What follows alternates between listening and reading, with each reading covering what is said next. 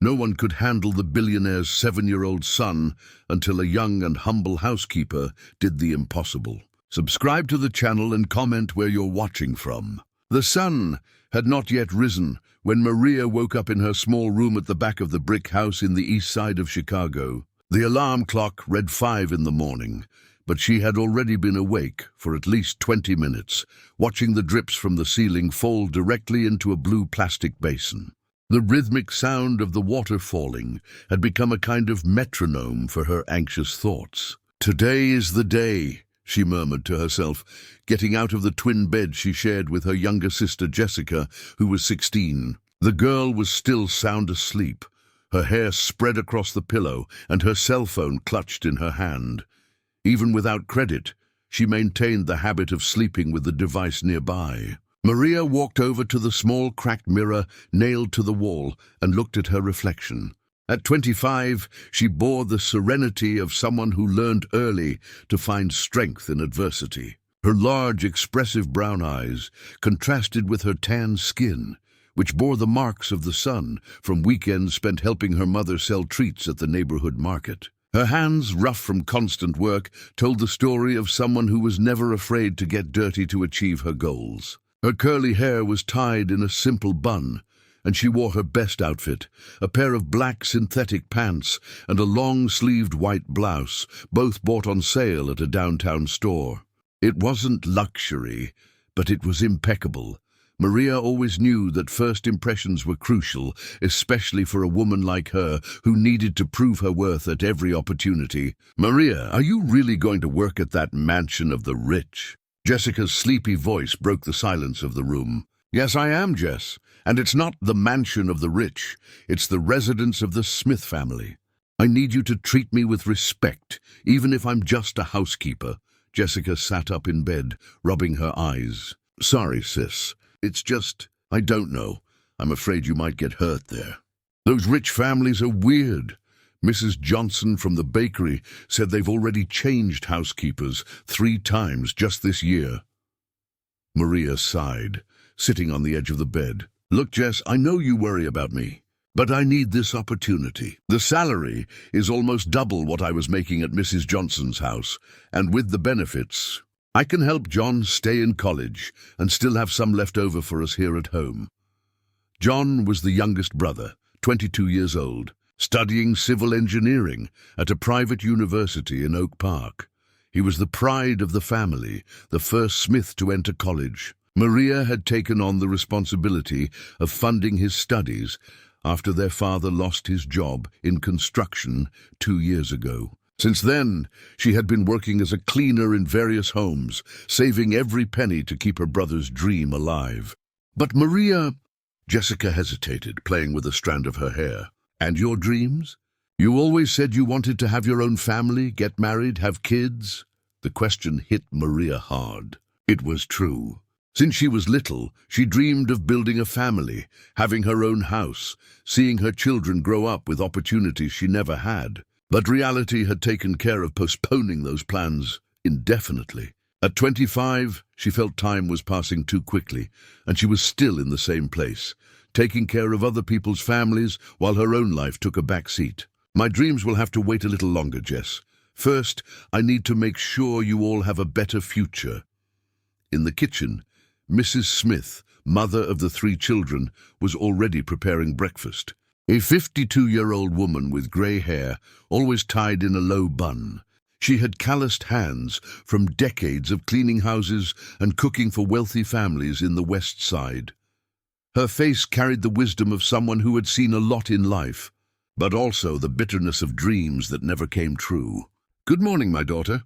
I made you a strong coffee. First impressions are everything in this life. And you can't look tired." "Thank you, Mom." Maria kissed her mother's forehead and poured herself a cup of strong black coffee, accompanied by 2 slices of bread with butter. "Are you nervous?" "Nervous, me." Mrs. Smith laughed, but her eyes betrayed her concern. "Honey, I've worked in rich people's homes my whole life. I know how it is. They look at us as if we're invisible most of the time, but any slip-up becomes a scandal. You need to be impeccable, polite, but not too familiar." "Got it?" Maria nodded, chewing her bread slowly. She knew the rules of the game. She had grown up listening to her mother's stories about the peculiarities of wealthy families, the absurd demands, the secrets kept under lock and key, the loneliness disguised as superiority. "And Maria," Mrs. Smith continued, lowering her voice, "be careful with the children in the house. A rich child raised without limits can be more dangerous than a malicious adult. I've seen a lot of that in life." At 6:30 in the morning, Maria was at the door of her house, with her simple black synthetic bag slung over her shoulder. Inside, she carried a change of clothes, a notebook where she wrote down her tasks, a toothbrush, and $15, all the money she had for emergencies. The journey to the Smith residence in Oak Park would take almost 2 hours by public transport. First, a crowded bus to the train station, then the train to Oak Park Station, and finally, a 20-minute walk to the residence.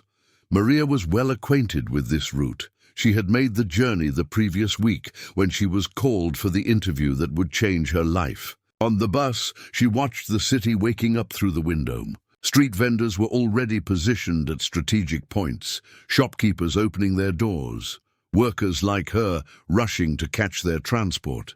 It was the real America, far from gated communities and mansions protected by high walls where she was about to work. During the ride, Maria reflected on the interview from the week before. The woman who received her, Mrs. Smith, the head housekeeper, was a lady of about 60 with white hair neatly tied in a perfect bun, an immaculate uniform, and a posture as rigid as a military officer. Her cold, calculating blue eyes seemed to scrutinize every movement of Maria.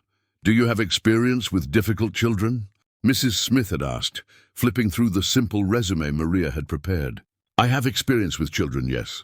I took care of my younger siblings and have worked in homes with small children. I'm talking about difficult children," the housekeeper insisted, emphasizing the word difficult with a tone that indicated she was referring to something very specific. "Young Ethan is challenging. We've had 3 employees quit just this year. He is 7 years old, but has the temperament of someone much older and far more complicated." At that moment, Maria felt a pang of curiosity. What could a 7-year-old child do to be considered so problematic? But she needed the job, so she simply nodded and said she was prepared for any challenge.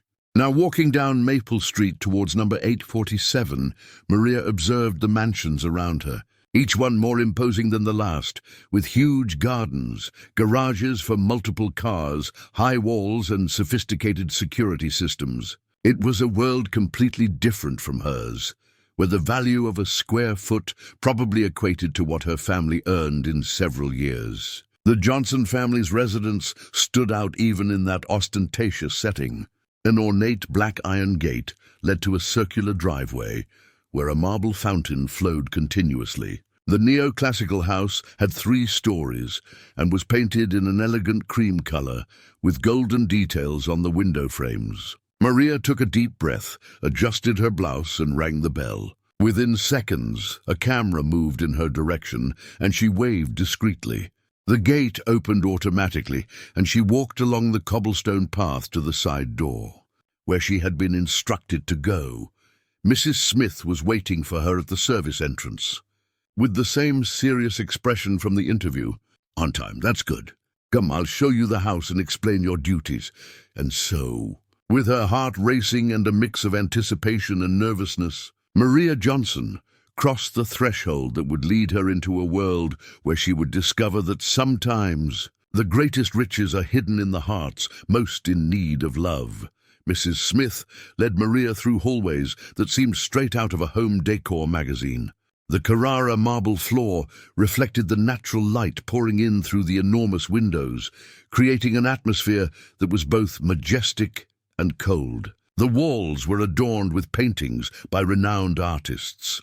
Maria recognized some works she had seen in art books at the public library in her neighborhood. "This is the social area of the house," the housekeeper explained, her low-heeled shoes echoing down the hallway. "Living room, dining room, library, Mr. Edwards' office, and the piano room. You will be responsible for cleaning this area 3 times a week, Mondays, Wednesdays, and Fridays. Maria observed everything with attentive eyes, trying to memorize every detail. The living room was spacious enough to accommodate 2 Italian leather sofas, a tempered glass coffee table, and a television of at least 75 inches. Everything was impeccable, but there was something strange about the environment. It felt like a showroom, not a place where people actually lived. "Mrs. Smith, may I ask a question?" Maria hesitated before continuing. "Does the family often gather in these spaces?" The housekeeper stopped and turned, looking at Maria with an expression that mixed surprise and disapproval. "Miss Maria, the first rule of this house is, do not ask questions about the family's routine. Your job is to clean and keep everything in order, not to analyze the habits of your employers." "I'm sorry, Mrs. Smith. I didn't mean to be intrusive. Second rule, always address me as Mrs. Smith. Here we maintain formality." The woman adjusted her bun and continued walking. "Third rule, and perhaps the most important, keep your distance from young Ethan. He has episodes. He can be aggressive, destructive. We've had serious problems with employees who tried to get close to him." Maria felt a chill in her stomach. "What kind of problems, Mrs. Smith?" "Nancy, who worked here before you, tried to talk to the boy. He pushed her down the stairs. 16 stitches on her forehead. Valerie, who was here before Nancy, he threw paint on her clothes. Brand new, very expensive clothes." Mrs. Helen was furious. The housekeeper paused in front of a family portrait hanging on the wall. "And poor Joan, he locked her in the master suite closet for 3 hours. When we finally got it open, the woman was in shock. The portrait depicted a seemingly perfect family. Edward Johnson, a man in his 40s, with dark hair slicked back, an impeccable suit, and a smile that didn't reach his eyes. Beside him was Helen Johnson, a blonde woman of artificial beauty, but still striking, wearing a designer dress that probably cost more than Maria's annual salary. And between them was a boy of about 6. The photo seemed to have been taken at least a year ago. Ethan Johnson had light brown hair, large green eyes, and an expression empty. It wasn't sadness. It wasn't anger. It was as if he were looking through the camera to a place very far away. Maria felt a tightness in her chest as Maria observed that little face. "He just looks lost," she murmured, more to herself. "Lost." Mrs. Smith let out a bitter laugh. "Miss Maria, that boy is a little demon. Don't be fooled by his angelic appearance. He knows exactly what he's doing." They ascended to the second floor via a spiral staircase with a mahogany railing. There were the family suites. The master suite occupied almost half of the floor, featuring a walk-in closet, a bathroom with a jacuzzi, and a balcony overlooking the garden. Ethan's room was at the end of the hallway, and Maria noticed that the door was closed, and there was a strange sound coming from inside, as if something was being dragged across the floor repeatedly. "He's been in there since last night," explained Mrs. Smith, unfazed by the noise. "When he has these episodes, it's better to let him calm down on his own." "And his parents?" Mr. Edward left at 5 in the morning for a meeting in Washington, D.C. He won't be back until Friday. Mrs. Helen is at the spa, getting a facial treatment that will leave her swollen for the next 2 days. So she's locked in her room." Maria processed the information in silence. It was Tuesday morning, and a 7-year-old boy was alone, having some sort of crisis, while his parents simply weren't available. On the 3rd floor were the service quarters, maids' rooms, laundry area, pantry, and a small office where Mrs. Smith managed the household routine. Maria's room was simple but comfortable. A twin bed, a small wardrobe, a desk, and a window overlooking the back of the property. "You'll be sleeping here from Monday to Friday," the housekeeper explained. "On weekends, you can go back home unless you're needed for some special event. Your hours are from 7 in the morning to 7 in the evening, with a 2-hour break for lunch." Maria placed her bag on the bed and looked out the window. The garden was immense, with a pool that resembled an artificial lake, a soccer field, and a playground area that was visibly abandoned. The toys were covered in dry leaves and cobwebs. "Mrs. Smith, may I ask why the playground is like this?" "Young Ethan doesn't like to play outside. In fact, he doesn't like to play with anything. He spends all day in his room, taking apart and putting together the same Lego pieces, or he stays at the piano. He plays the piano? You can call that playing, the housekeeper sighed. He just presses the keys, no music, no melody, just noise. Mrs. Helen has tried to hire teachers, but he doesn't cooperate. He kicks, screams, and hides under the piano. They went back down to the ground floor, where Mrs. Smith showed the kitchen, a professional space with a central island, double ovens, an American fridge, and every imaginable appliance. A cook, Mrs. Davis, a black woman in her 50s, was preparing lunch. Davis, this is Maria, our new housekeeper. Maria Davis has been working here for 10 years. If you have any questions about the household routine, you can ask her. Mrs. Davis nodded, but Maria noticed a look of compassion in the woman's eyes, as if she wanted to say something but couldn't in front of the housekeeper. Well, now I'll explain your specific duties, continued Mrs. Smith, pulling out a typed list. You are responsible for cleaning the social areas, the 3 guest bathrooms, the pool area, and the stairs. Twice a week, you will help clean the rooms on the 2nd floor, except for young Ethan's room. No one goes in there without express permission from Mrs. Helen. Maria began working immediately. First, the living room. As she dusted the furniture, she observed the details of the space. There were picture frames scattered across the side table, but most showed Helen alone at social events or Edward at corporate awards. Few photos included Ethan, and in the ones he appeared, he always had the same distant expression. Around 10 in the morning, when Maria was vacuuming the Persian rug in the library, she heard footsteps coming down the stairs. It was Helen Johnson, wearing a pink silk robe and with her face visibly swollen from the cosmetic procedure. You must be the new employee, Helen said, her voice sounding nasal due to the swelling. I'm Helen Johnson. I hope you last longer than the previous ones. Good morning, Mrs. Johnson. I'm Maria Oliveira. Nice to meet you. Helen scanned her from head to toe, her light blue eyes taking in every detail. You look young. How old are you? 25, ma'am. Married, kids? No, ma'am. Single. Great. Kids are a distraction. And a boyfriend? Maria hesitated. The question was too intimate, but she needed the job. Not at the moment, ma'am. Even better. Listen closely, Maria. Helen leaned in, and Maria could smell the expensive perfume mixed with the scent of medications. This house has rules. The main one is that you do not get involved with my son. Ethan is a special child. He has special needs. Any attempt to bond with him will be interpreted as a crossing of professional boundaries. Understood, ma'am. And one more thing. Helen lowered her voice even further. If you hear strange noises coming from his room, don't worry. And most importantly, don't interfere. Ethan has his own ways of dealing with things. At that moment, as if summoned by the conversation, a loud crash from the 2nd floor made them both look up at the ceiling. Something had fallen in the boy's room, something heavy enough to make the chandelier in the library sway. Helen sighed, pressed her hand to her forehead, and closed her eyes.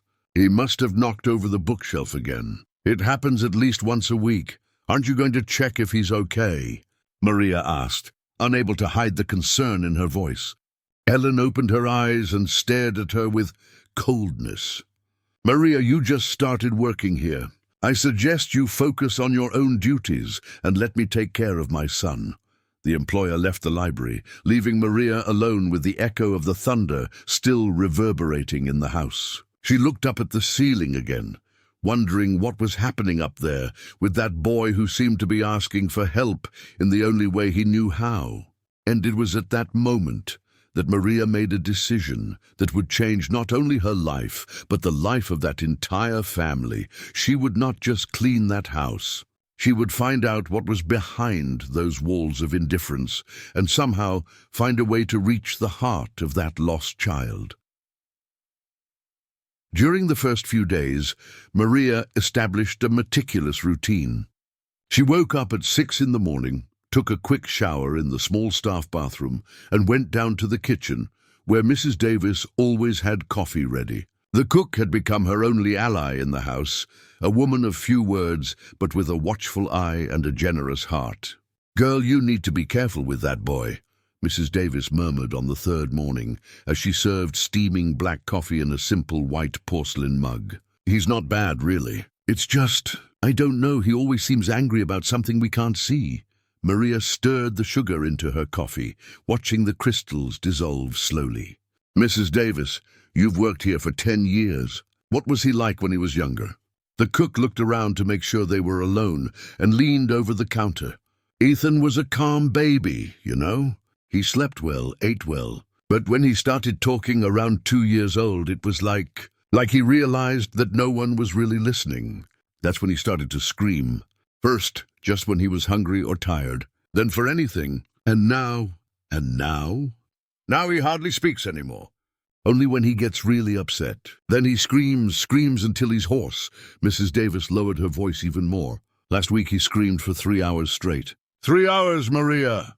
Mrs. Smith took 2 tranquilizers and locked herself in her room. Mr. Edward wasn't even home. Maria felt her chest tighten, and no one tried to calm him. "Do you think they didn't try?" Psychologists, pediatricians, even one of those doctors who work with special needs kids. What do they call them again? Educational psychologist? That's it. An educational something or other came here. Ethan hid under the office table and stayed there for 5 hours. The woman left without even getting to see his face properly. That morning, while cleaning the living room, Maria heard Ethan's voice for the first time. It wasn't a scream, it wasn't crying, it was a melody. It came from upstairs, from the piano room, and it was unsettling. There was no recognizable music, but there was a pattern, a repetition that indicated it wasn't just random notes. She dropped the cleaning cloth and went to the foot of the stairs, paying attention. The melody stopped abruptly, started again, stopped once more, as if he were trying to find something specific on the keys, but couldn't reach it. "Maria!" Mrs. Smith's voice cut through the air like a blade. "What are you doing standing there?" "Sorry, Mrs. Smith, I was listening." "He's playing the piano." "That's not playing the piano, that's disturbance. And it's none of your business. Get back to work." But Maria couldn't get that melody out of her head. Throughout the morning, while polishing the marble in the entrance hall, organizing the books in the library, and vacuuming the Persian rugs, she heard the loose notes echoing through the house. There was something familiar in those melodic attempts, as if Ethan were trying to reproduce a song he knew but could only remember fragments. It was during lunch that the first direct confrontation happened. Maria was in the kitchen eating the beans and rice that Mrs. Davis had prepared when she heard small, hesitant footsteps coming down the main staircase. "Oh my God," sighed Mrs. Davis, "here he comes. He must be hungry, but he'll throw a fit to eat." Ethan appeared in the kitchen doorway. Maria saw him up close for the first time and was struck by how small he was for his age. Too thin, with dark circles under his eyes that shouldn't exist on a child's face, messy hair, and a shirt stained with what looked like paint. He stopped at the entrance, observing the 2 women with a suspicious expression. His green eyes, which in the picture seemed merely distant, revealed a sharp intelligence and a sadness too profound for his 7 years. "Hi, Ethan," said Mrs. Davis in a soft voice. "Do you want to have lunch? I made that pasta you like." The boy didn't respond. His eyes fixed on Maria, analyzing her from head to toe as if she were a potential threat. "Ethan, this is Maria," the cook continued. "She's going to work here in the house." Maria smiled and waved discreetly. "Hi, Ethan, nice to meet you." The boy's reaction was instant and violent. He grabbed a sugar jar from the counter and threw it to the ground with all his might. The glass shattered, scattering sugar and shards all over the kitchen. "Ethan!" Mrs. Davis stood up startled. "Why did you do that?" But Ethan had already run away, his bare feet making noise on the marble stairs. Seconds later, his bedroom door slammed so hard that the pictures in the hallway shook. "My God," murmured Mrs. Davis, grabbing a broom. "What am I going to tell Mrs. Smith now?" You don't need to say anything," said Maria, getting up to help clean. It was my fault. He didn't like seeing me here. It wasn't your fault, girl. That's how he reacts to everyone. The difference is that, generally, he doesn't even leave his room when there are new people in the house, as they swept up the shards together. Maria reflected on what she had seen in Ethan's eyes during those few seconds before the explosion. It wasn't just anger or a tantrum. It was something more complex, a mix of fear, frustration, and a cry for help that he didn't know how to express. In the afternoon, while cleaning the bathrooms on the second floor, Maria noticed that the music had stopped. The house was in an almost oppressive silence, broken only by the hum of the air conditioning units and the distant noise of traffic on the street. As she passed the hallway leading to Ethan's room, she couldn't resist stopping to listen. Nothing, not even the sound of breathing. For a moment, she felt a pang of worry. What if something had happened to him? She approached the door and carefully pressed her ear against the wood. Then she heard it, muffled sobs. Ethan was crying, but trying to make as little noise as possible, as if even sadness were forbidden in that house. Maria felt a tear roll down her own face. What kind of 7-year-old learns to cry in silence? What kind of environment makes a child feel guilty for expressing pain? That night, after finishing her shift, Maria went up to her room and spent a long time looking out the window. The garden was illuminated by automatic floodlights, creating a surreal landscape, beautiful but artificially perfect. She took out the notebook where she usually wrote down her tasks and began to write. First day, Ethan broke a sugar bowl when he saw me. It wasn't a tantrum, it was fear. He plays the piano, but they aren't complete songs. He seems to be trying to remember something. He cries in secret. Mrs. Davis says he was calm when he drank. What happened between 2 years ago and now? Why does such a small child carry so much pain? She closed the notebook and lay down, but sleep was slow to come. From downstairs, she could hear the sound of the television in the master suite. Helen watching some movie. From the hallway, absolute silence came from Ethan's room. And it was there, on that first night in the Albuquerque mansion, that Maria made a decision that went against all the instructions she had received. She would find a way to communicate with that boy. She didn't know how yet, but she was sure that behind all that anger and rejection was a child desperately needing someone to truly see him. The next morning, she would start putting her plan into action. A simple plan based on the only thing her grandmother from Alabama always said. A child is like a little plant, my dear. You may not see the roots, but if you water it with care every day, one day it will bloom. And Maria was determined to discover how to water the wounded garden of Ethan's heart. On the 5th morning of work, Maria woke up with an idea. She had spent the previous night remembering the stories her grandmother Conception told when she was little, back in rural Alabama. The old lady had the gift of calming any crying child with her songs and stories, and always said that a child understands our hearts before they understand words. After coffee with Mrs. Davis, Maria took some napkins from the kitchen and, with a pen she had in her bag, began to draw small, smiling faces. They weren't works of art, just simple faces, with 2 dots for eyes and a curve for the smile. On some she added small phrases, "Good morning. Oh, you are special. Someone is thinking of you. What are you doing, girl?" asked Mrs. Davis, watching the drawings.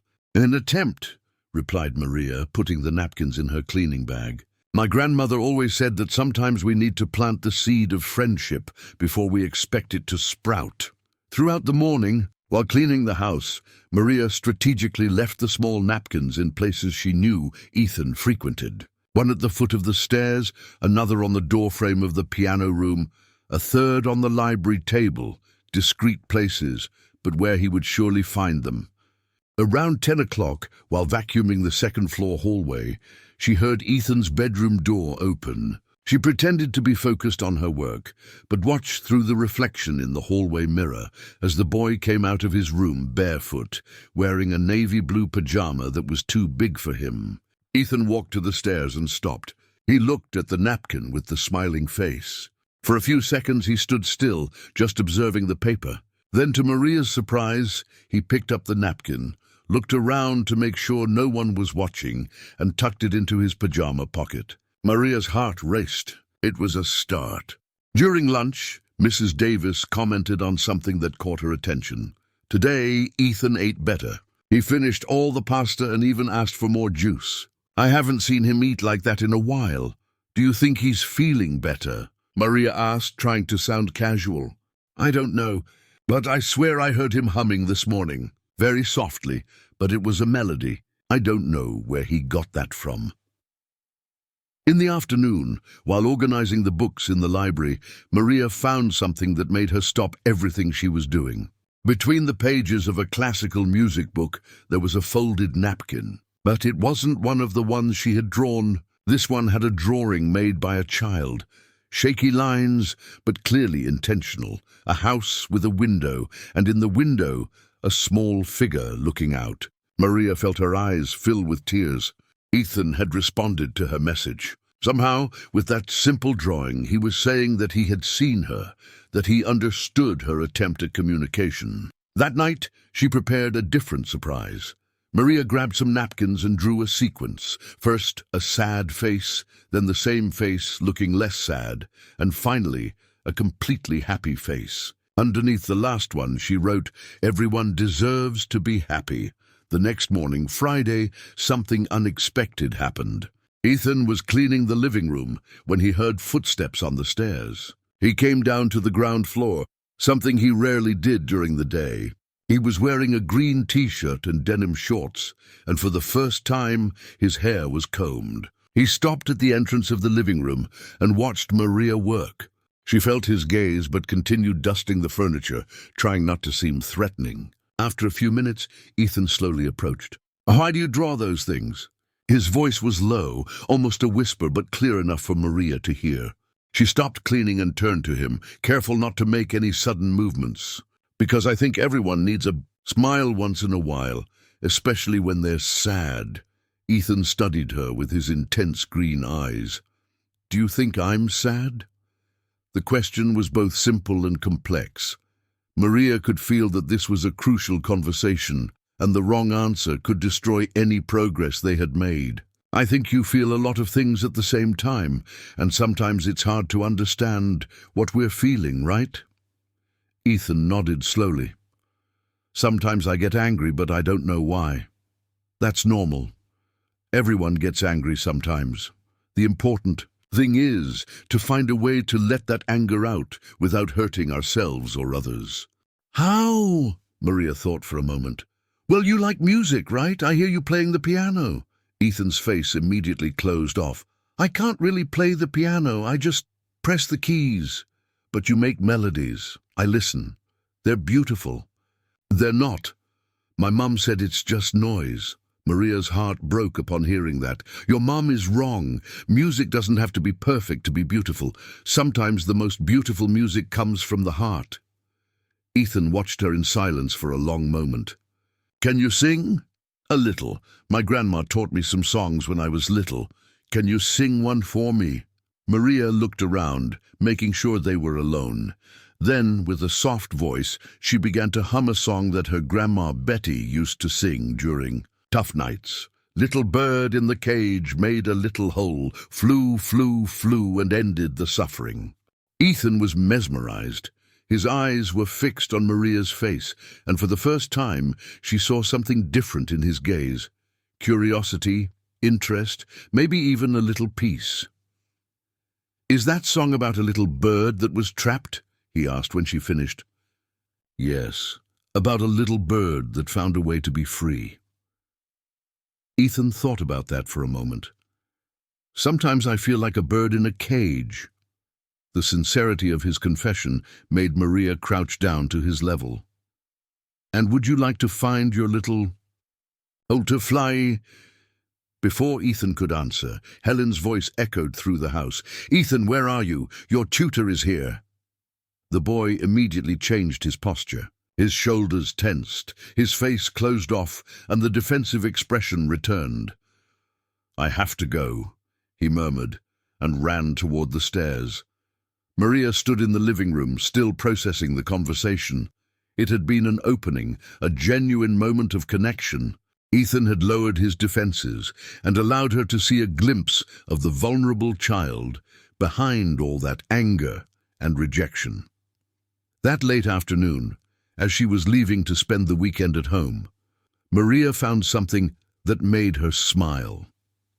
On the stair step, where she always left her drawn napkins, there was a folded piece of paper. It was another drawing from Ethan, this time showing two figures, one big and one small, and between them, little colourful hearts made with crayons.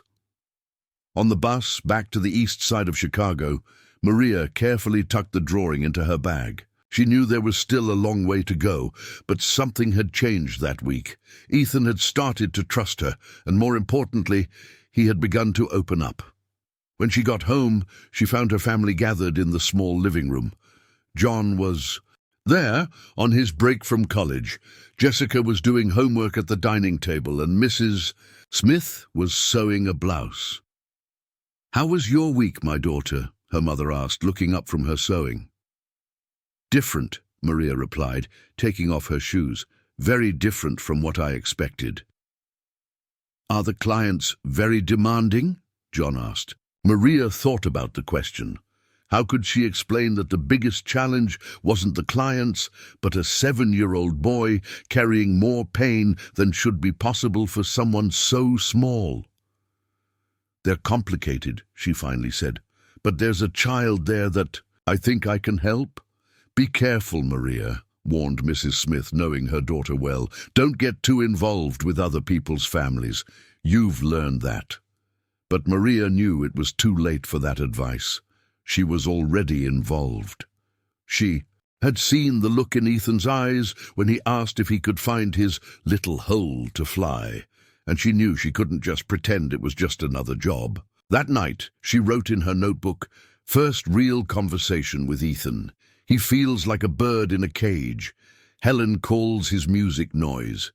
How can a mother not recognize her own child's talent? He craves affection, true attention. On Monday, I will try to take the next step."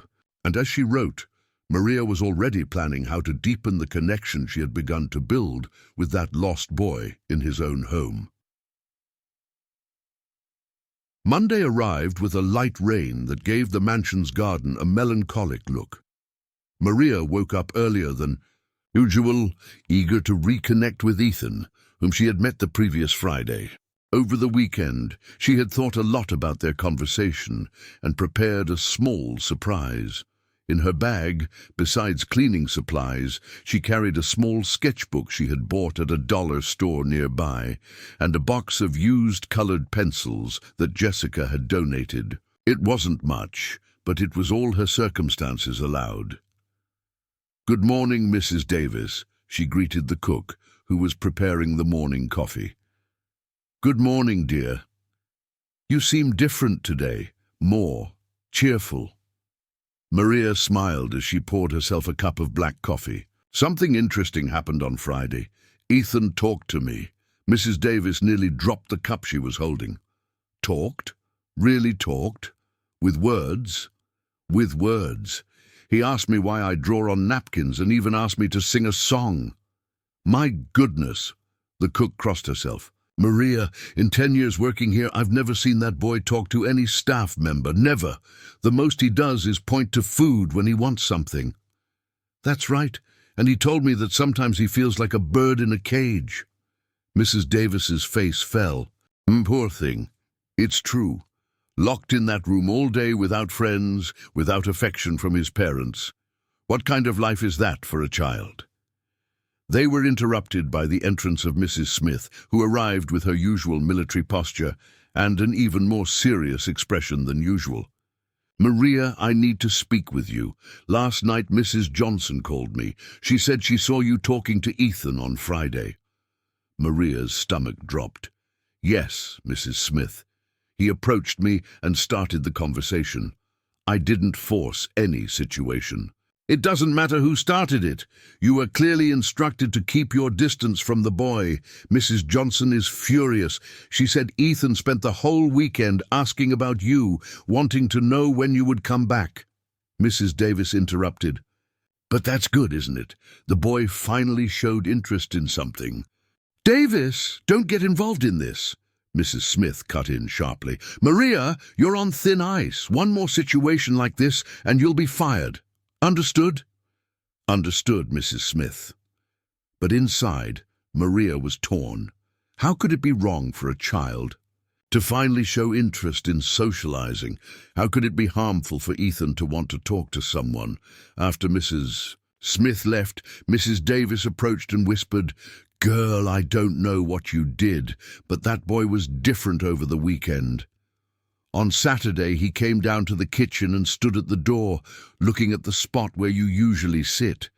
On Sunday, he asked if the girl who draws was coming back. The girl who draws. That's how he referred to you, the girl who draws and knows how to sing. Maria's heart warmed and broke at the same time. Ethan had created a sweet way to refer to her, but she was being forbidden to reciprocate that openness. During the morning, while cleaning the library, Maria heard the familiar footsteps of Ethan coming down the stairs. She continued working, but paid attention to his movements. The boy passed by the library several times, clearly waiting for her to notice him or start a conversation. On the third pass, he stopped at the door and cleared his throat softly. Maria looked at him and smiled discreetly, but said nothing, fearing Mrs. Smith might appear at any moment. Aren't you going to talk to me any more? Ethan asked in such a small and vulnerable voice that it made Maria's heart ache. She looked around, made sure they were alone, and whispered, I want to talk to you, Ethan, but I have to be careful. Why? How could she explain to a 7-year-old that the adults in his own house didn't want him to have friends? How could she say that his attempt to connect with someone was being seen as a problem because some adults think I should only focus on my work? Ethan processed the information with disturbing maturity.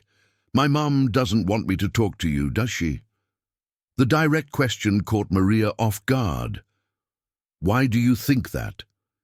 Because she doesn't want me to talk to anyone. She says people don't understand me, so it's better for me to be alone. Maria felt a wave of anger towards Helen. How could a mother say that to her own child? How could she convince a child that isolation was better than human connection? In that moment, she made a risky decision. She took the sketchbook she had brought and discreetly handed it to Ethan. This is for you, for when you want to draw or write something. Ethan's eyes lit up. For me? Really? Really? But you need to keep it in your room, okay? It's our secret. Ethan took the sketchbook as if it were a treasure and hugged it to his chest. Thank you. No one has ever given me a gift just because they wanted to. The phrase hit Maria like a punch to the stomach. A 7-year-old had never received a simple gift given out of affection. How is it possible for such material abundance to coexist with such emotional poverty? Ethan, you know you're a very special child, right? No, I'm not. My mom always says I'm difficult. My dad doesn't even talk to me. The tutor said I'm lazy and disobedient. Maria crouched down to his level. Ethan, listen to me carefully. You're not difficult, you're not lazy, and you're not disobedient. You're a child trying to find your place in the world, and that's normal. Everyone needs time for that. Really? Really. Do you know what else? You have a very special talent for music. I hear you playing the piano and it's beautiful. Ethan's face lit up for a moment, but then it closed off again. But I can't really play. I just make things up. Making things up is the best part of music. Great composers started by making things up too. Composers. They are people who create music. Like Mozart, Beethoven. Do you know their music? Maria smiled. Some. And you know what I think? I think you could create your own music. At that moment, they heard the sound of high heels coming down the stairs. Ethan immediately hid the notebook behind his back and moved away from Maria. Helen appeared in the doorway of the library, wearing a royal blue dress and a look of suspicion. Ethan, what are you doing here? Nothing, Mom. I was just looking at the books. Helen looked from Ethan to Maria, clearly suspecting something was going on. Ethan, go upstairs to your room. Your math tutor will be here in half an hour. The boy nodded and started to head for the door, but before leaving, he looked back at Maria and discreetly pointed to his chest, where he had hidden the notebook. It was his way of saying thank you. Helen waited until Ethan disappeared upstairs before turning to Maria. I didn't like what I saw here. You were talking to my son again. Mrs. Johnson, he came to me. I was just being polite. Maria, I will be very clear with you. Ethan is a child with special needs. He doesn't know how to handle emotional bonds. Any attempt to create a friendship with him results in anxiety crises and destructive behavior when the person leaves. That's why we keep contact limited to family members. Maria wanted to argue, to say that maybe the problem wasn't Ethan forming bonds, but rather how those bonds were abruptly cut off. She wanted to say that a child who never learns to trust people never learns to handle healthy relationships. But she needed the job. So she simply said, I understand, Mrs. Johnson. Great. And to avoid any misunderstandings, from now on you will only clean the second floor during the times when Ethan is with his tutor or sleeping. It was an elegant way of saying that Maria was being isolated from Ethan as much as he was being isolated from her. That afternoon, while cleaning the bathrooms, Maria heard music coming from the piano room. But this time it was different. There was more structure, more emotion. Ethan was creating something new, perhaps inspired by their conversation. And even knowing she was risking her job, even knowing she was defying direct orders, Maria knew she couldn't abandon that boy. There was something special happening between them, a genuine connection that was helping Ethan open up to the world. She just needed to find a way to continue being the girl with the drawings who can sing without losing the job that her family desperately needed. The next 2 weeks turned into a delicate dance of furtive glances and stolen moments. Maria had developed an ingenious system to keep in touch with Ethan without raising suspicion. She left small drawings and notes hidden in strategic places that only he frequented, and he responded in the same way. Their favorite exchange spot had become the space behind the grand piano in the music room. Ethan discovered he could carefully lift one of the floorboards and create a small hiding place where he kept his treasures, the notebook Maria had given him, colored pencils, and an increasing collection of notes exchanged between them. On Wednesday of the 3rd week, Maria found something that took her breath away. In the secret hiding place, Ethan had left several pages of the notebook filled with what could only be described as childish sheet music. They weren't conventional musical notes, but a system of his own invention, small circles of different sizes representing low and high sounds, wavy lines for soft melodies, and more intense scribbles for moments of greater emotion. Underneath each score, he had written small explanations. Music for when I'm sad. Music for when I want my mom to give me a hug. Music for the girl with the drawings.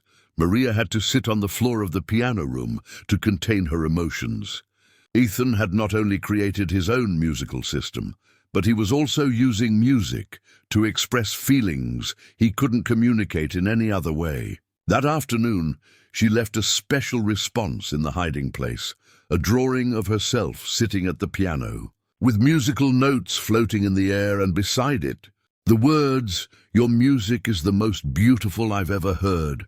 On Friday, something unexpected happened. Edward Johnson returned from his trip a day earlier than expected. Maria saw him up close for the first time when he arrived at the mansion around 3 in the afternoon, driving a black Mercedes that looked more like a tank. Edward was an imposing man, tall, with greying hair at the temples, impeccably dressed even after hours of travel. But there was something weary in his eyes, an exhaustion that went beyond the physical. He entered the house carrying a leather briefcase and speaking loudly on his cell phone about numbers, goals, and corporate strategies. "Helen, where are you? I need to talk about the event on Thursday," he shouted as soon as he walked in. Helen rushed down the stairs, wearing a designer dress and an anxious expression. "Edward, it's great to have you back. How was your trip?" "Complicated. The government is changing the rules again. We're going to have to restructure the entire northern region project. He didn't even kiss his wife, just kept talking as he walked toward the office. Where's Ethan? I need to see his grades. He's with his English tutor. But Edward, about the grades. What about the grades? Did he improve in math? Helen hesitated. Actually, he got worse. Professor Roberts said that Ethan was having trouble concentrating, doodling during class, and... Doodling? Edward stopped and turned to his wife. What do you mean, doodling? He shouldn't be paying attention in class? That's what I told the teacher. But Ethan insists he's creating music on paper. How absurd. I've already forbidden that behavior several times. Maria, who was cleaning the entryway near the office, had to restrain herself from interrupting the conversation. Helen was discussing Ethan's musical creations as if they were a behavioral problem, not a demonstration of talent. Where did he get this crazy idea of music on paper?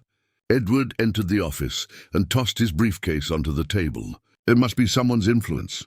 A new employee? Maria's heart raced. Actually, Helen lowered her voice, I suspect the new cleaning lady. She's been very interested in Ethan. I've already had to give her some warnings. Interested how?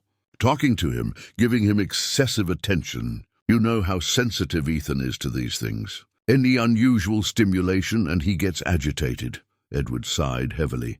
Helen, we talked about this. Ethan needs stability, routine. We can't allow employees to form emotional bonds with him. It's detrimental to his development. I know, love. I've already spoken to Mrs. Smith about increasing supervision.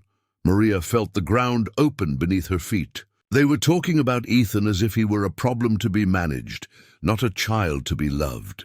And worse, they were blaming attempts at human connection for his behavioral issues when it was exactly the opposite. The isolation was causing the problems. That afternoon, when she went to get cleaning supplies from the third-floor storage room, Maria stumbled upon something that helped her understand the dynamics of the Johnson family better. At the back of the storage room, half hidden behind cleaning products, were several cardboard boxes labeled Ethan, Old Toys. Curious, she opened one of the boxes. Inside were expensive and sophisticated toys, but also simpler and more touching items. Old childhood drawings made when Ethan was 3 or 4 years old. They were typical of a small child's drawings. Houses with smiling suns, stick figures representing a family, colorful animals. But what caught her attention the most was a series of drawings where a female figure always appeared next to a small boy. At the bottom, in childish handwriting, it read, "Me and Mommy."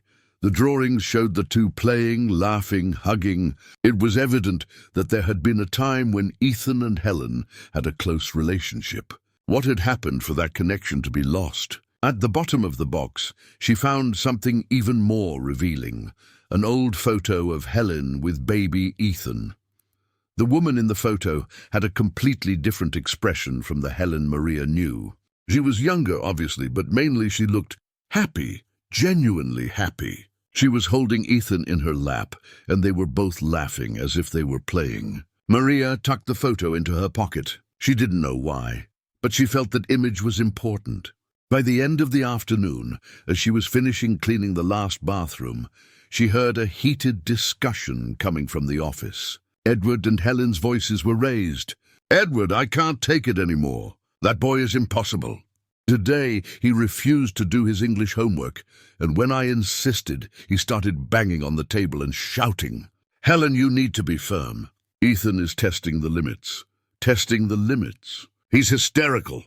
And you know what else? When I yelled at him, do you know what he said? He said he wanted to talk to the drawing lady. How does he know about the drawings? Silence. Then Edward's voice, lower and dangerous. What drawings? I found out that the new cleaning lady was leaving little notes with drawings around the house. Papers with happy faces and motivational phrases. Ethan was collecting these things. And you allowed that? Of course not. I forbade it immediately. But now he keeps asking about her all the time. Where's the drawing lady? Why doesn't she talk to me anymore? It's unbearable. Where is this employee now? finishing her shift. Edward, I think we should fire her. Ethan is becoming obsessive. No, Edward said after a pause. Firing her now would be acknowledging that she has power over our son. That's unacceptable. We'll handle this another way. How? I'll speak to her personally. Make it clear that any interference in Ethan's education will have legal consequences. And we'll intensify his treatment. Treatment? That psychiatrist you consulted last year, Dr. Smith, he said Ethan could benefit from medication for anxiety and hyperactivity. Maria felt her blood run cold. They were thinking of medicating Ethan because he had shown interest in making friends with someone. Edward, are you sure? He's so young. Helen, we've tried everything. Private tutors, psychologists, changes in routine. Nothing works. Maybe it's time to accept that Ethan has some disorder that needs to be treated pharmacologically. Maria couldn't bear to listen anymore. She ran out of the hallway, went up to her room, and locked herself inside. Her hands trembled as she processed what she had heard. They wanted to medicate a 7-year-old because he had managed to connect emotionally with someone. They wanted to turn Ethan's natural interest in music and drawing into symptoms of some mental disorder. Sitting on the bed, Maria looked at the photo she had taken from the box. Young Helen, happy, loving with her son. What had happened to that woman? What had turned a caring mother into someone who saw her own child as a problem to be medicated and controlled? That night, Maria wrote in her notebook, "They want to give medication to Ethan. They think he's obsessive because he wants to talk to me. Edward is going to confront me. I don't know if I can protect Ethan and keep my job at the same time. But I found a photo of Helen with baby Ethan. She didn't always. It was like this. Something happened that changed everything. I need to find out what." And for the first time since she started working at the mansion, Maria wondered if she could save Ethan without first saving the whole family. The confrontation that Maria feared happened the following Monday, but in a way she had not anticipated. At 7:30 in the morning, when she went down for coffee with Mrs. Davis, she found Edward Johnson sitting at the kitchen table, a steaming cup of coffee in his hands, and an expression that mixed exhaustion and determination. "Good morning, Maria," he said with a controlled voice but clearly tense. "Please have a seat. We need to talk." Mrs. Davis, visibly uncomfortable with the presence of the boss in the kitchen, something that rarely happened, murmured an excuse and retreated to the service area, leaving the two alone. Maria sat in the indicated chair, her hands crossed over her lap, trying to maintain her composure. "Good morning, Mr. Edward." Edward studied her in silence for a few moments, as if he were trying to decipher a complex problem. "How old are you again?" "You're 25, sir." "And how long have you been working as a housekeeper?" "About 7 years, sir. Since I graduated from school." "School? You didn't go to college?" The question caught Maria off guard. For a moment, she considered lying, but there was something in Edward's gaze that suggested he already had information about her. "I did, sir, education. I graduated last year." Edward raised an eyebrow. "Interesting. An educator working as a housekeeper. May I ask why?" Maria took a deep breath. "Because I need the money, sir. The education field pays very little, and I help support my family. My brother is in college, my sister is still in high school." "I understand." Edward took a sip of his coffee and continued observing her. "And as an educator, what do you think about children with special needs?" The question was obviously a trap, but Maria decided to be honest. "I believe every child has potential, sir. That sometimes what we call special needs are just different ways of learning and expressing themselves." "And do you believe you can help these children, even being just a housekeeper?" The sarcastic tone in the word "just" made Maria sit up straighter in her chair. "Mr. Edward, with all due respect, there is no just when it comes to caring for a child. Any adult who interacts with a child has an influence on them, whether they are a housekeeper, teacher, or parent." Edward remained silent for a long moment, and Maria wondered if she had just resigned. "Maria," he finally said. My son is 7 years old and has already seen 5 psychologists, 3 educational therapists, 2 psychiatrists, and more private tutors than I can count. All of them, highly qualified professionals, failed to establish any kind of productive connection with Ethan. He paused, stirring the coffee absent-mindedly. And then you come along, a housekeeper with a degree in education, and in 2 weeks you manage to make my son smile for the first time in months. Worse, you get him to talk about feelings, create music, and take an interest in something other than being locked in his room. How do you explain that? The question was not accusatory as Maria had expected. There was something more complex there, perhaps even a disguised plea for help. Mr. Edward, she said carefully, sometimes children don't need professionals. Sometimes they just need someone who sees them as people, not as problems. And do you think we, his parents, don't see Ethan as a person? The question was direct and dangerous. Maria could feel she was treading on thin ice. I think you love Ethan very much, but maybe you are so concerned about protecting him that you ended up shielding him from things he needs to grow. Like what? Like friendship. Like the chance to fail and try again. Like the possibility to express himself in his own way, even if it's not the way adults expect. Edward was silent for so long that Maria began to worry. When he finally spoke, his voice was quieter, more vulnerable. Ethan has had friends. When he was younger, we took him to birthday parties, playgrounds, tried to socialize him with other children. But he always isolated himself. He would cry, hide behind us, have anxiety attacks. Other parents started to complain, saying he was disturbing the other kids. Maria nodded, beginning to understand. And then we decided that maybe it would be better to protect him from those situations. To create a controlled environment where he wouldn't have to deal with rejection or judgment.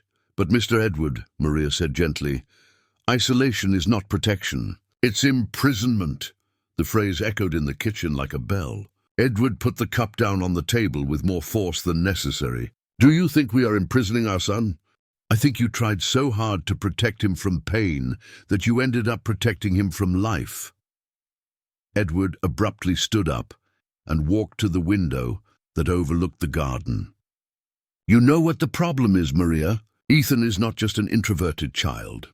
He has episodes, destructive rage attacks. He has broken 2 televisions, ripped curtains, and once threw all the books from the library on the floor and started kicking them. Maria absorbed the information. When does this happen? When someone tries to force him to do something he doesn't want. When we change his routine without warning. When... Edward hesitated. When what? When someone he cares about leaves. The revelation hit Maria like a stone in her stomach. Now she understood Helen's fear, the rigidity of the house rules. Ethan was not just a shy child. He was a child traumatized by successive abandonments. How many important people have left his life? She asked. Edward returned to the table and sat heavily. The nanny he had since he was a baby left when he turned 3. She got married and moved away. Ethan cried for weeks. Then there was a private tutor who... He loved it, but she got pregnant and stopped working. More recently, there was a caretaker here, Mr. John, who always played with Ethan. The man had a heart attack and died in the garden of the house. Ethan saw everything. Maria felt her eyes fill with tears. When did this happen? 6 months ago. It was after that Ethan stopped talking to most people. That's when the episodes of anger became more frequent. Now everything made sense. Ethan wasn't just being spoiled or difficult. He was protecting himself from the pain of losing people he cared about. And every time his parents restricted his social interactions to protect him, they reinforced his belief that getting close to people was dangerous. Mr. Edward, Maria said carefully, have you considered that maybe Ethan needs to learn to deal with loss and change rather than being protected from them? How? Starting small. Letting him form bonds, but always explaining that sometimes people leave and that it's normal and doesn't mean he did anything wrong. Edward studied her for a long moment. And would you be willing to do that, knowing that eventually you will also leave his life? The question was like a slap in the face. Maria hadn't thought of that. She was so focused on helping Ethan in the present moment that she hadn't considered what would happen when she inevitably left that job. I don't know, sir. I hadn't thought of that. You should, because that's what worries me, Maria. Ethan is already getting attached to you. If you leave abruptly, like all the other important people in his life, you will cause more harm than good. Edward stood up again. So I'm going to make a proposal. You can continue working here and you can interact with Ethan, but with conditions. Maria held her breath. First condition, total transparency. Everything you do with Ethan, you report to me. Second condition, you cannot promise him anything you cannot fulfill. Third condition, when it's time for you to leave, and that time will come, we will prepare Ethan for that transition gradually. And the fourth condition? Maria asked, suspecting there was more. Edward smiled for the first time since the conversation had started. The fourth condition is that you agree to work officially as his educational tutor, not as a cleaner. With a teacher's salary, not a domestic worker's. Maria was left speechless.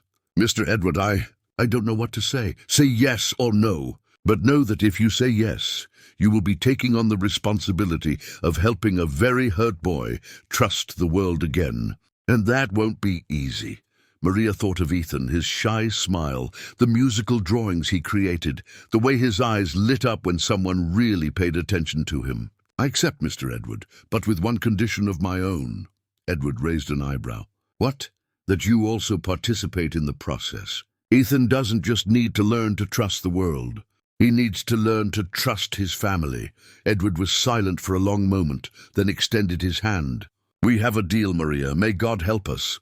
When they shook hands, Maria knew her life had changed completely. She was no longer just a cleaner trying to help a wounded child. Now she was officially responsible for helping to heal an entire family.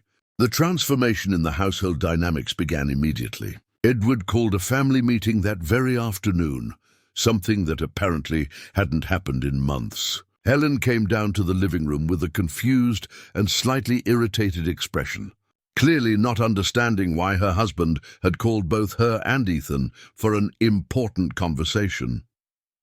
Ethan appeared hesitantly at the door, like a wild animal ready to flee at the slightest sign of danger. He was wearing a light blue t-shirt and denim shorts, but his feet remained bare, a habit that Maria had noticed he kept whenever he was nervous. "Sit down, Ethan," Edward said, pointing to the armchair near the sofa where Helen was sitting. "We have some important changes to announce." The boy quickly glanced at Maria, who was standing near the entrance of the room, and then sat on the edge of the armchair, ready to run if necessary. "First," Edward began, "I want you to know that Maria will no longer work as a cleaner here at home." Ethan's face instantly fell. His eyes filled with tears, and he began to rise from the armchair. "Calm down, son," Edward said quickly. "She's not leaving.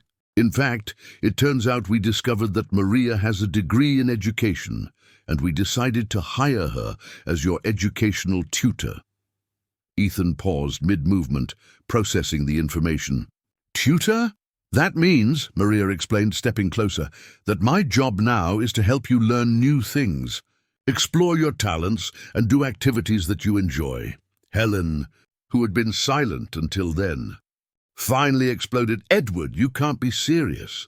We don't know anything about her methods, about her real experience with children, and Ethan already has specialized tutors."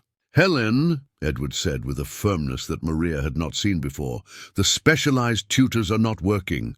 In 2 years, Ethan has made no significant progress with any of them. Maria achieved in 2 weeks results that no one has achieved in years." "What results?" Helen asked skeptically. Edward looked at his son.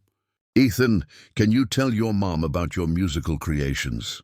Ethan looked nervously from one adult to another, then fixed his gaze on Maria. She nodded encouragingly. I am making music," he said in a low voice. "Music that talks about how I feel." Helen frowned. "Music? What music? You don't know how to play the piano." "Mom," Ethan said, with a courage that surprised everyone, "I do know how to play. Just not the way you expect," he continued. "Adaptações, Mariana, Maria, Jessica, Dona Rosa, Mrs. Smith, Cidade Tiradentes, East Side of Chicago, São Paulo, Chicago João, John, Dona Silvia, Mrs. Johnson, Cotia, Oak Park, Dow, Na, Dona Carmen, Mrs. Smith, Rua das Azaleias, Maple Street, Albuquerque, Johnson, Arthur, Ethan Eduardo, Edward, Helena, Helen, Valdirene, Valerie, Neuza, Nancy, Joanna, Joan, Senhora Helena, Mrs. Johnson, Dona Aparecida, Mrs. Davis, Senhora Carmen, Mrs. Smith, Pernambuco, Alabama, Conceição, Grandma Betty, Dona Helena, Mrs. Johnson, Dr. Mendes, Dr. Smith, Eduardo Albuquerque, Edward Johnson. Ethan got up from the armchair and walked over to the grand piano in the adjacent music room. Everyone followed him. He sat on the bench and for the first time in front of the entire family began to play one of his compositions. It wasn't classical music. It didn't follow formal rules of harmony. But there was something deeply emotional in the melody he created. Low notes that spoke of sadness, higher passages that suggested hope, and a rhythmic pattern that had the cadence of an intimate conversation. When he finished, the silence in the room was absolute. Helen's eyes were wide, clearly shocked. Edward had an expression that mixed pride and remorse.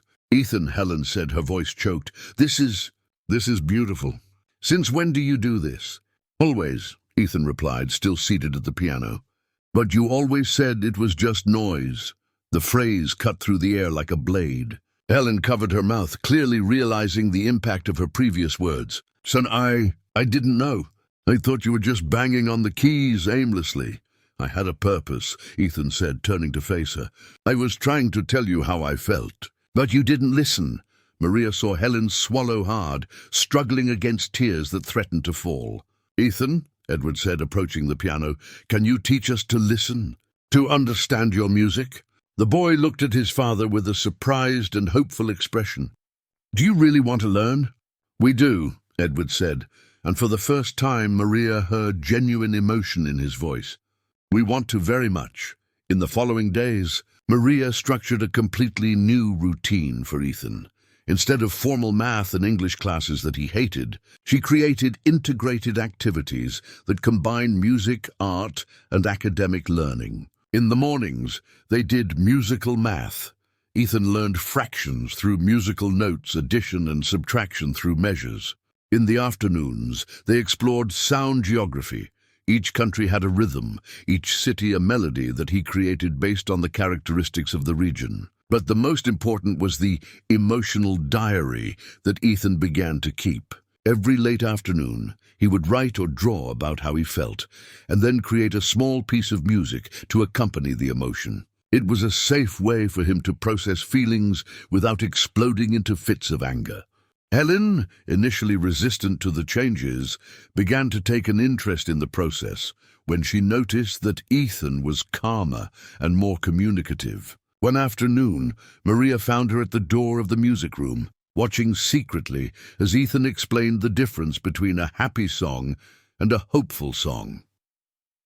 Maria, Helen said later when they were alone, can I talk to you? They sat in the garden at a wrought iron table surrounded by rose bushes that Helen cultivated as a hobby. I need to tell you some things, Helen said, looking at her hands. About Ethan, about how I became this terrible mother.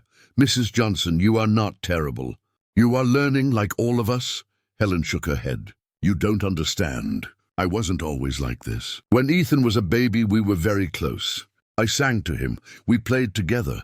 I even played piano to help him sleep. Maria remembered the photo she had found in the box of old toys. What changed? She asked gently.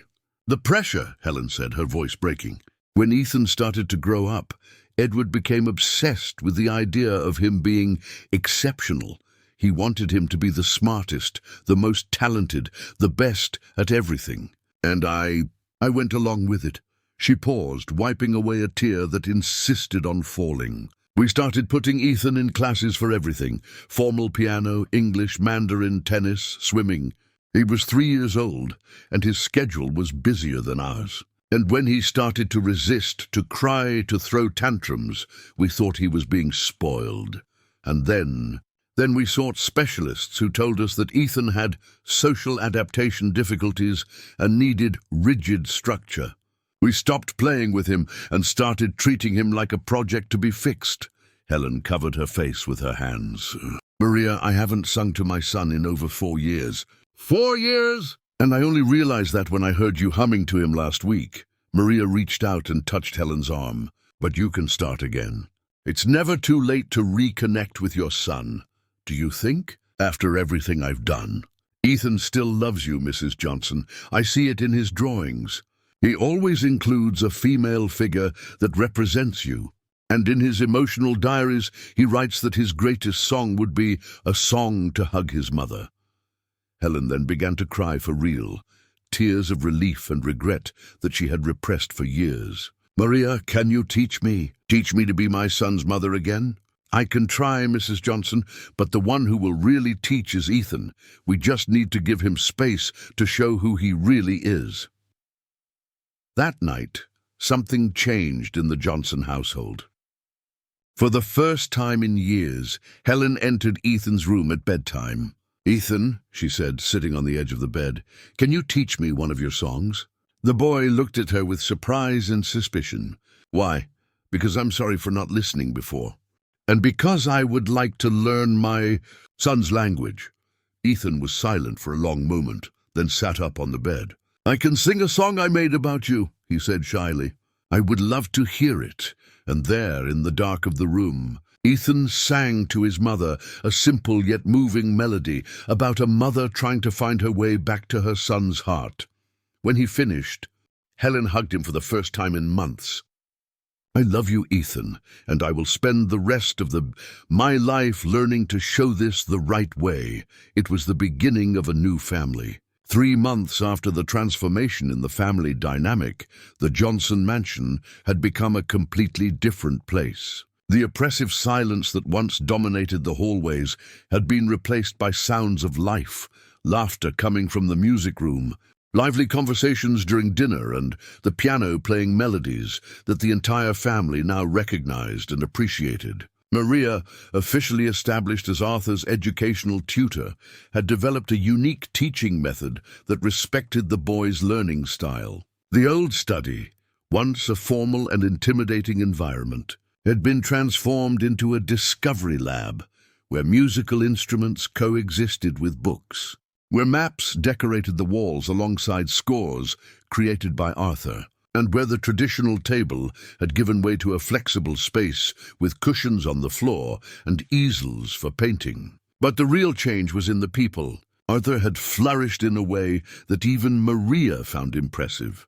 The boy, who once hid in his room, now ran through the house, eager to share his daily discoveries. His tantrums had practically disappeared, replaced by a new ability to express frustration through words or music. Maria, he shouted one Thursday morning, running down the stairs with a notebook in hand. I created a symphony about Chicago. Do you want to hear? She was in the kitchen having coffee with Mrs. Davis, who was now also an active part of Arthur's educational process, teaching him about measurements and proportions through cooking recipes. Of course. But tell me first, what is a symphony? Arthur stood tall, clearly proud of his new knowledge. It's a big piece of music with several parts that tells a complete story. Mine has 4 movements. The first is about traffic jams. The second about tall buildings, the third about people running in the street, and the fourth about when the city sleeps. Mrs. Davis smiled, wiping her hands on her apron. This boy is going to be a famous composer, mark my words. I will, said Arthur, with the natural confidence of a child who had finally found his place in the world. And when I'm famous, I'll compose a special piece for you, Mrs. Davis, a piece about brownies. The cook laughed, ruffling the boy's hair. It was hard to believe that this was the same boy who just a few months earlier would break things in anger and refuse to talk to adults. Helen came down to the kitchen at that moment, something that had also become routine. The woman who once lived isolated in beauty treatments now made a point to follow her son's progress, actively participating in his activities. Good morning, everyone. Arthur, have you had breakfast yet? Not yet, Mom. I wanted to show my symphony to Maria first. How about we have breakfast together, and then you present your masterpiece to the whole family? Your dad said he would work from home today. Arthur's face lit up. Edward had started to adjust his schedule to be more present, something unthinkable months ago. Really? He will be able to hear my music? Yes, he will. And guess what else? He said he has a surprise for you. During breakfast, now a moment of family unity instead of a rushed and silent meal, Edward announced his surprise. Arthur, do you remember that music teacher we met at the Chicago Symphony Center concert? The boy nodded enthusiastically. 2 weeks earlier, the family had attended a classical music concert, the first cultural activity they had done together in years. Arthur had been fascinated not only by the music, but by the interaction between the conductor and the musicians. Well, I spoke with him about your interest in composition, and he would like to hear some of your creations. Arthur nearly choked on his orange juice. He wants to hear my music? A real teacher? A very respected teacher and composer, Edward confirmed. But only if you want to, of course. I want to, shouted Arthur, then corrected himself, remembering Maria's lessons on appropriate emotional expression. I mean, I would really like to, Dad. Thank you very much. Helen smiled, seeing her son use the communication tools he had learned. Maria watched the scene with a mix of pride and melancholy. Arthur was growing, developing, forming healthy bonds with the family. It was exactly what she had hoped for, but it also meant that her role there was becoming less necessary. After breakfast, while Arthur ran to get his compositions to show to his dad, Helen approached Maria. Can I speak with you privately? They went to the garden, where Helen now maintained a small vegetable patch that had started as an educational project with Arthur and had become her new passion. Maria, I know you must be thinking about your future here. The observation caught Maria off guard. What do you mean, Mrs. Johnson? Edward told me about the agreement you made, about preparing Arthur for your eventual departure. Helen paused, digging in the soil around a basil seedling. And I wanted to say that we don't want you to leave. Mrs. Johnson, let me finish. Helen stood up, wiping her hands on her jeans, a style change that was also part of her personal transformation. In these 3 months, you haven't just helped Arthur. You have helped us become a real family. Edward is more present, I have rediscovered how to be a mother, and Arthur has become a happy child again. Maria felt her eyes fill with tears. It has been a privilege to be part of this journey. It wasn't a privilege, it was a miracle. And we would like to make a proposal. What kind of proposal? Helen took a deep breath. We want you to continue being part of the family, officially. Edward is thinking of creating an alternative education institute based on the methods you developed with Arthur. You would be the educational director. Maria was speechless. An institute. We thought about helping children like Ethan was, misunderstood children, labeled as difficult, who just need a different approach. You could apply your methods on a larger scale, helping other families. The proposal was tempting, but Maria felt there was something more complex involved. And Ethan? How would he handle this change? Actually, said Helen, smiling, the idea was his. What do you mean? Yesterday he told us he wished other children could have a Maria too, that he wanted to teach his music to children who also feel like little birds in a cage. Maria felt her heart warm. Ethan had evolved from a wounded child to someone who wanted to help other children in similar situations.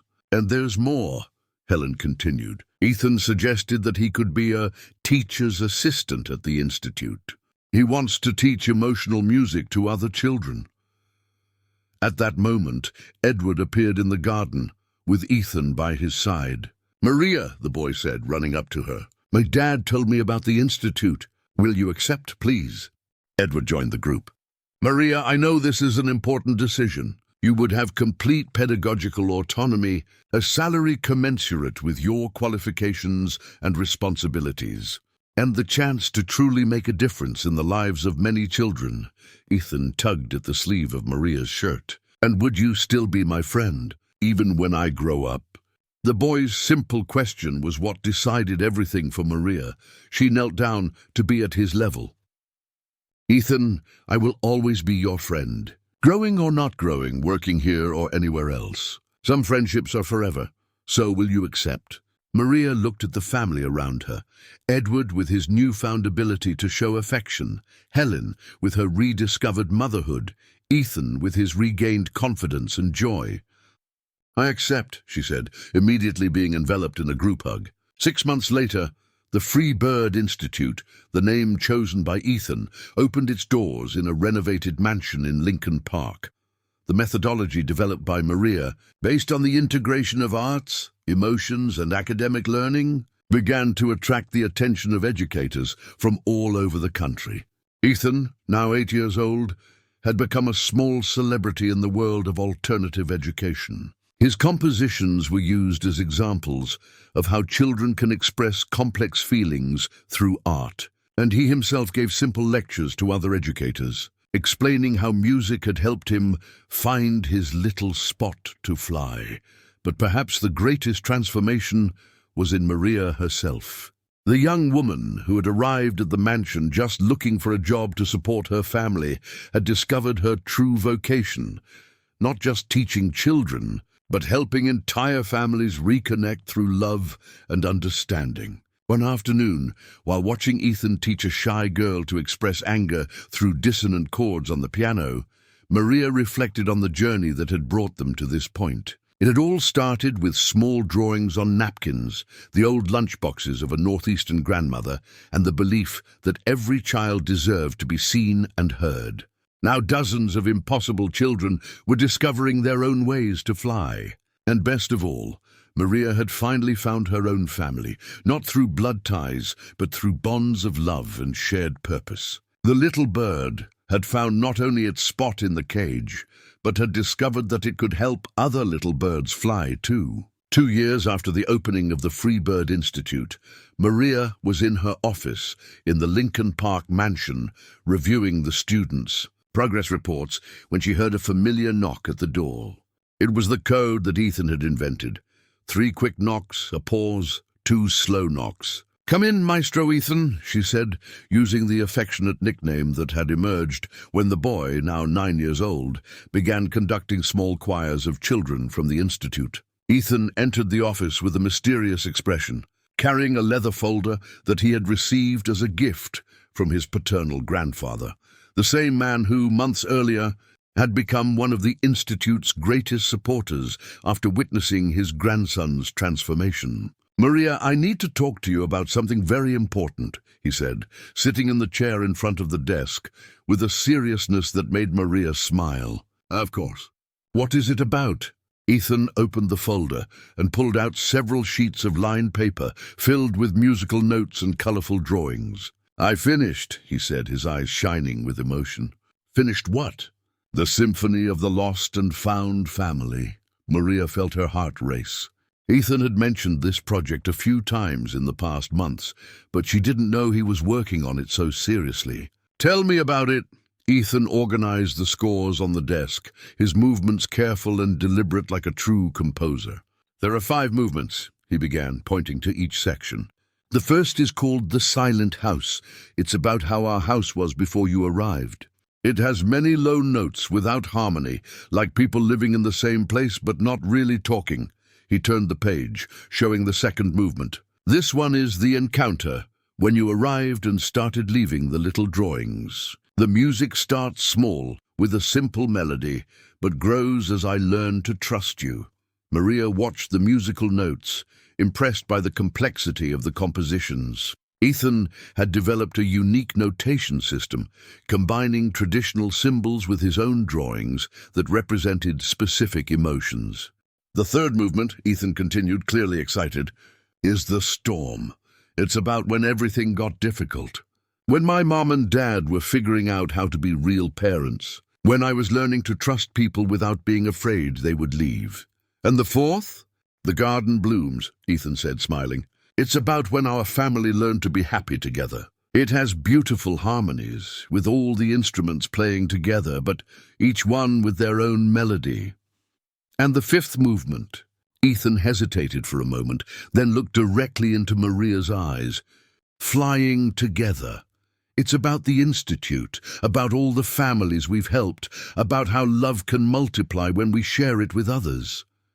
Maria felt tears forming in her eyes. Ethan, that's magnificent. You've really captured our entire journey in music. There's one more thing, Ethan said, picking up one last sheet from the folder. I want to present the symphony at a special concert, to raise money for the Institute so we can help more families. A concert? I spoke with Professor Henry, the one we met at the concert at the Chicago Symphony Center. He said he could organize a performance with the youth orchestra from Chicago. And I want you and my parents to be the first to hear it. Maria was speechless. In less than 3 years, Ethan had evolved from a lonely, frightened child into a young composer who wanted to use his art to help others. When do you want to do this preview performance? Tonight at home. I've prepared everything. That night, the Johnson family, now officially including Maria, who had been adopted as a daughter by Ethan's parents in an emotional court process 6 months earlier, gathered in the music room of the mansion. The room had been completely transformed over the years. The walls, once adorned with expensive paintings, now displayed drawings and scores created by Ethan, photos of happy family moments, and certificates of recognition that the Institute had received. The grand piano remained at the center, but it was now surrounded by other instruments that Ethan had learned to play: guitar, flute, a small violin, and even some percussion instruments he had built himself. Edward and Helen sat on the new sofa, more comfortable and cozy than the previous one. Mrs. Davis, who was now considered part of the family, occupied the armchair next to it. Even Mrs. Smith, who had retired but continued to visit regularly, was present. Ethan positioned himself at the piano, took a deep breath, and began to play. The first movement, The Silent House, was heart-wrenching. Isolated notes echoed through the room, creating a sense of emptiness and loneliness that everyone there remembered well. Maria looked at Edward and Helen, seeing silent tears streaming down their faces as they relived through the music, the time when they almost lost their son to emotional isolation. The second movement brought hope. The simple melody representing the first interactions between Maria and Ethan gradually grew, gaining harmony and complexity as other instruments, representing the other family members, joined the music. During the storm, everyone in the room could feel the tension and difficulty of the transformative moments. Ethan had masterfully captured the emotional chaos of that time, but also the determination of each person to work towards improvement. The garden blooms made everyone smile. It was impossible not to be moved by the beauty of the harmonies that represented a family finally functioning together, each member contributing their own melody to create something greater than the sum of its parts. And then came Flying Together. Maria had never heard anything so beautiful. Ethan had created a piece that began with the melody of the united family, but then expanded, including themes representing each child they had helped at the Institute, each family that had reconnected, each dream that had been realized. When he finished, the silence in the room was absolute. Then slowly Edward began to clap, followed by Helen and then by everyone else. But it was not just applause. It was a standing ovation, a celebration of everything they had achieved together. Ethan rose from the piano and was embraced by each person present. When it was Maria's turn, he whispered in her ear, "Thank you for teaching me that little birds don't know how to fly when they are born. They need someone to believe they can." "Actually, Ethan," Maria replied, "you taught me that sometimes the one teaching to fly also learns to fly in the process." 3 months later, the Symphony of the Lost and Found Family was presented at the Chicago Symphony Center to an audience of over 1,000 people. The concert raised enough funds for the Freebird Institute to open 2 new branches, one in Washington, D.C., and another in Miami. Ethan, now recognized as a young prodigy in musical composition, used his growing fame to speak about the importance of seeing difficult children as kids, with talents waiting to be discovered. Maria, at 28, had become a national reference in inclusive education and family therapy through the arts. But more important than any professional recognition was knowing that she had found her place in the world. On the night of the performance at the Chicago Symphony Center, when the family returned home, the mansion that was now truly a home, Ethan asked everyone to gather one last time in the music room. "I want to play a new piece," he said. "A piece I composed yesterday. What's it called?" Helen asked. Ethan smiled, the same shy smile that had won over Maria years before, but now full of confidence and joy. "It's called Forever Family."